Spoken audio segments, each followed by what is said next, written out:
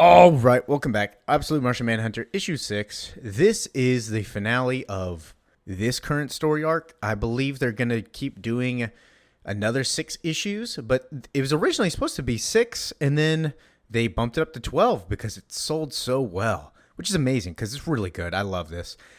Denise Camp has been doing amazing with everything. He's doing Ultimate Endgame in December, a couple months from now. So yeah, I recommend picking this up. I need to go buy more of them. I only have Absolute issue 6 in physical. I mean, issue 1 in physical, I'm sorry. So yeah, make sure to comment, like, subscribe if you like these. So just to recap what happened. Essentially, a great darkness fell on Middleton, and John was hit by an ambulance, and those people infected by the White Martians. The Martian Manhunter saw Absolute Darkseid, or just Darkseid, I mean. And then Bridget was getting attacked by the man we saw in the previous issue in the beginning who killed the dog. So with that, let's hop in. Why do people do the things they do? Traumatic qualities of pain, damage, despair. We are coming apart. Overexposure to fundamental reality results in anti-life spiral. John is saying Darkseid is, while basically about to be killed by the people who stole the ambulance. But you need to focus, John Jones. See Bridget and Tyler, see them alone, see them helping you, needing you. Pull yourself, us, together. Focus, concentrate, remember what matters. Nothing matters. So here we have mention of the anti-life equation, anti-life spiral. And Martian Manhunter's colors are that of Darkseid, black and red, which is pretty intimidating. John, focus, concentrate, remember what is real. John gets up, remembers Bridget. We see that somebody breaks into Bridget's house now. She's got the shotgun loaded. My buddy Bob taught me how. He's from Mars or somewhere. He knows all these kinds of crazy things. Talking about the White Martian. Like, turns out everything mostly is just empty space. Did you know that? I didn't know that. The walls, the floors, the dogs, the doors, meaningless accumulations of nothing. Us too. We're all just meaningless accumulations of nothing. I'll tell them to put that on your tombstone. And she shoots him. Bam. His head's clean off. And then it's replaced by white. Nothing. Mostly nothing. The White Martian is allowing him to stay alive. Open my eye. I gotta save my family. But the man keeps going that sees Bridget. If we accept that, if we accept deep down that we can go anywhere, we can do anything, I'm mostly stoked to dogs now.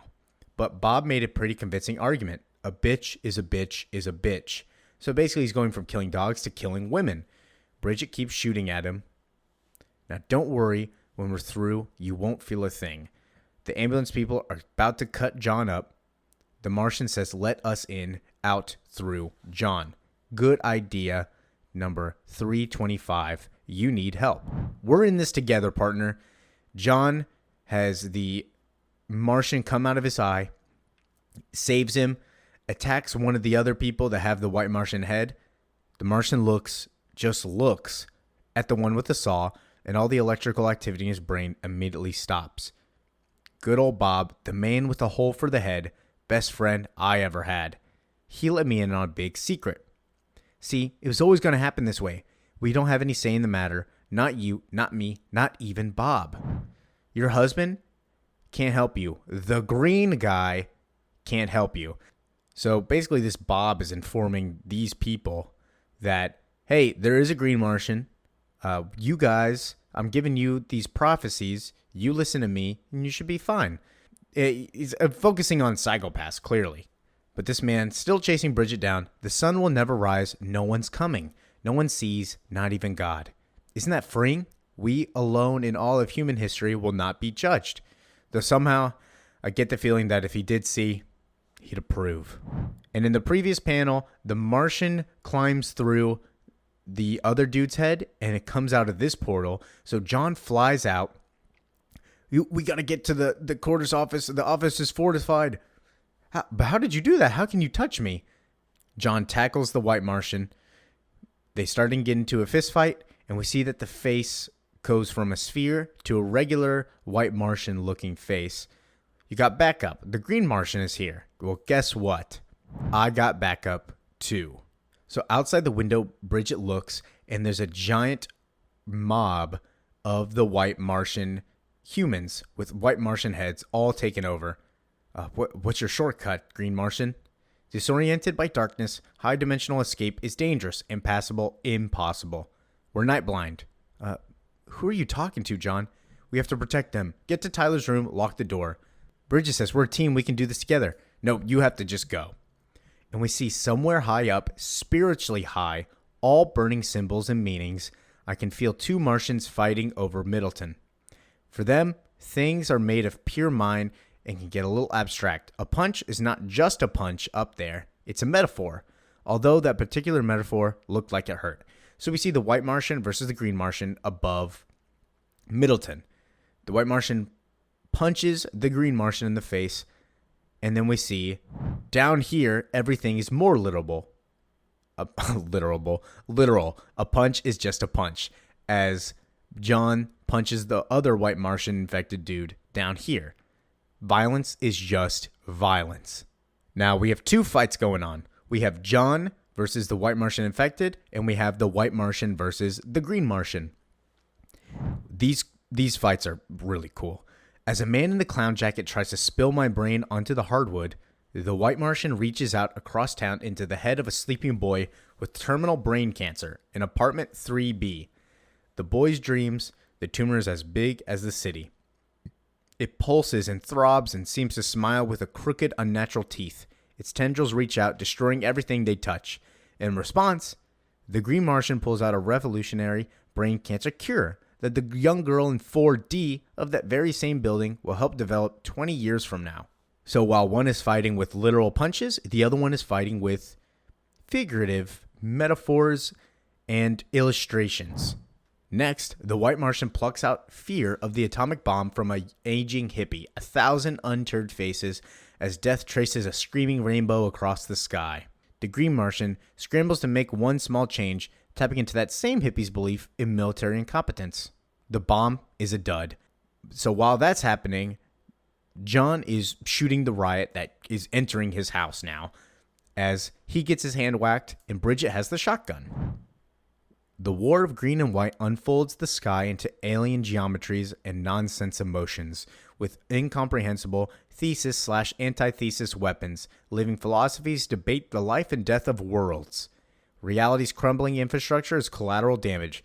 Every mind of Milton becomes a battleground as they fight in between the head of this guy popping out through the eyes.